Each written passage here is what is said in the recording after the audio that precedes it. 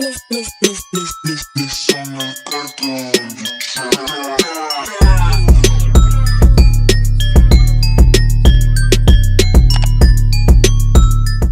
up YouTube? Welcome back to my channel. If you're new here and it's your first time seeing my face, be sure to hit the subscribe button. So today is going to be a different video. Today is going to be an academic video. I'm a junior in high school right now. I have like a month left of school, so you guys know coming towards the end of your junior year is when testing season is. If there's any juniors out there that are watching this video, you probably just took the SAT, or maybe you're not a junior, maybe you're a sophomore, maybe you're a senior and you're trying to take the SAT again. Whatever grade you're in, if you're watching this video, you're probably trying to find out how to get a 1500 or more on your SAT. So I took the SAT for the first time March 9th. Actually, I was supposed to take it for the first time in December, and I scheduled it just because I kind of wanted to practice the SAT. I wanted to kind of get a feel of what the SAT was going to be like, so I scheduled the SAT for December, but the locations were all like full. Like all the locations by my house were full when I like scheduled it, so I had to schedule a location like an hour away from where I live. And then when the morning of came, I was gonna have to wake up at like 6 in the morning and drive an hour out just to make it on time, and I really did not feel like doing that. So I ended up just not going, which is really bad because I definitely wasted my mom's money. But that's besides the point. So the next date that they had wasn't until like March 9th. So I made sure that I signed up for that day. And really the whole point was supposed to be for me to get like practice, you know. So like I really wanted to see like what the whole feel was going to be like the real SAT was going to feel like, because when April came around I knew I was going to have to take it at my school anyway. So my plan was really just to take it to practice, and if I get a good score, which I really was not expecting to, and it would just be good because then I wouldn't have to worry about the SAT anymore. I was aiming for like a 1450. When I got my results, I ended up getting a 1520, which was really, really good, and I was definitely not expecting it. I did not think I did all that well, so I was really, really shocked when I saw my score. So because of that, I feel like I'm qualified in some sense to help you guys get a 1500 or more on your SAT. But obviously, you're not gonna get a 1500 or more on your SAT without studying, unless you're like a genius or like you wrote the test. If you're not one of those things, then it's probably not likely that you will be able to get such a high score if you do not study at all. So studying, we all know, is going to be the best way to make sure that you get a good score on your SAT. And there are many different ways to study, so I'm going to tell you guys about the ways that I studied and other ways that I've heard might help you too. So the first thing is I wanted to show you guys this book.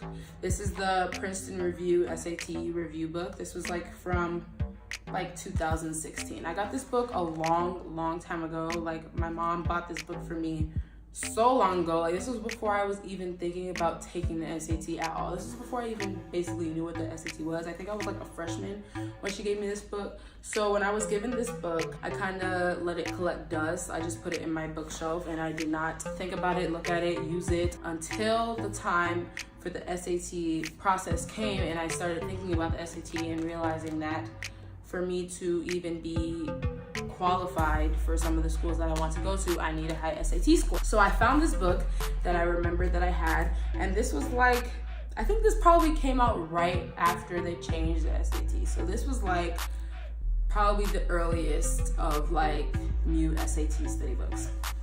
And basically it has, how many practice tests it has? It has 4 full-length practice tests in it, and not only that, but it tells you all about the SAT. It tells you about each section. It tells you basically what's gonna really be on each section. It tells you what's gonna happen. It tells you what's gonna happen when you take the SAT. I feel like it's a really good method of preparing yourself for the SAT because it gets you familiar with the way the SAT is gonna be. And obviously, if you're going into the SAT with a blind eye, if you've never taken a PSAT, if you've never taken any SAT practice test, maybe you have no idea what the SAT even looks like, what's going to be on it. So this book I would really recommend because it's going to give you a lot of information. Like, look at all these pages. There is a lot of information in here. I would probably get a more updated one because, like I said, this came out like right before or right after they changed it. So this one's probably not as helpful as probably some of the new editions that are out, but Any Princeton review or other SAT review books might be great too. I have not tried any other book but this one. If you can invest in one of these books, I really recommend it. They have them on Barnes & Noble, they have them on Amazon. If your school library has one, see if you can pick it up. If you have like a friend that has one and isn't using it anymore, or someone or a sibling, like literally just pick up the book, and even if you don't do the practice test, read it. The next method of studying for the SAT is Khan Academy.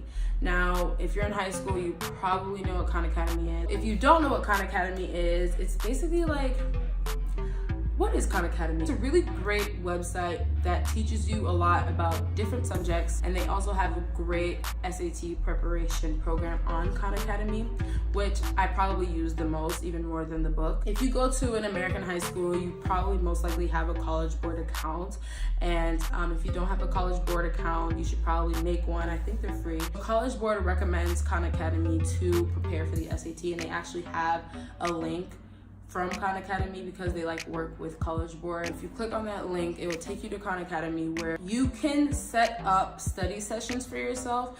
You can put in how many minutes a day you want to study, how many days a week you want to study, and Khan Academy will send you reminders every day to study. I set mine for 20 minutes a day. It's gonna send you reminders, which is really helpful because that way you'll never forget about preparing for the SAT. On that website, they have all possible concepts that might be on the SAT, and it's super helpful because they have videos where people can explain to you all, like literally every single different thing that's gonna be on the SAT. And on top of that, they even have essay writing practice on there, which is super, super great. Also, if you're taking the SAT with essays. So this website literally has all there is to offer. They also have really great practice tests on there. I think there's like 8 of them, and it's set up just like the SAT.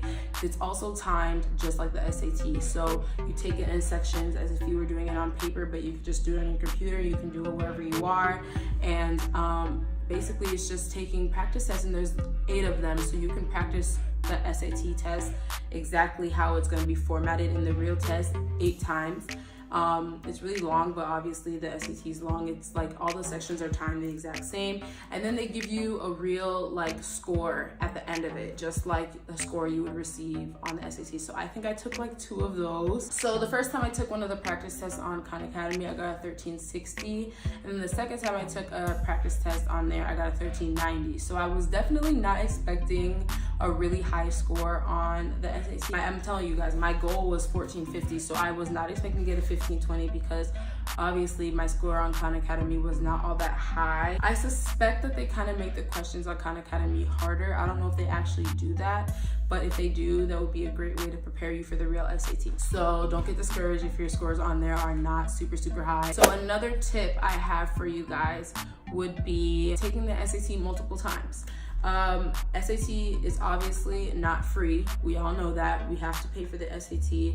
But if you have the means of paying for multiple SATs, I would definitely recommend that you take it more than once for 2 reasons. The more you take it, the better you get at it. And for the second reason, a lot of colleges will super score your SAT. So they will take your highest composite score out of all the SATs you've taken. So they'll take your highest math score and your highest evidence-based reading and writing score, put those together, and that will be your SAT score. Also, if you can't pay for the SAT, I think it's a possibility to get it waived. Like you can get the SAT fee waived. I think so. I don't know for sure if you can do that. I know that you can definitely do that for an AP test. So I assume that you can do that with the SAT too. So if you want to take multiple SATs and you really cannot pay for multiple SATs, try speaking to your school counselor and seeing if they can help you with that. Okay, so the next tip I have for you is SAT tutoring. I didn't actually get an SAT tutor myself, but I know a lot of people that do. There's a lot of SAT tutoring places around in my city. So they obviously must be really helpful. If you work better one-on-one and you would rather have somebody there with you helping you and kind of guiding your studying, you probably would love to have a tutor. So if that's kind of what you go for and that's kind of how you learn best, I would definitely recommend getting an SAT tutor.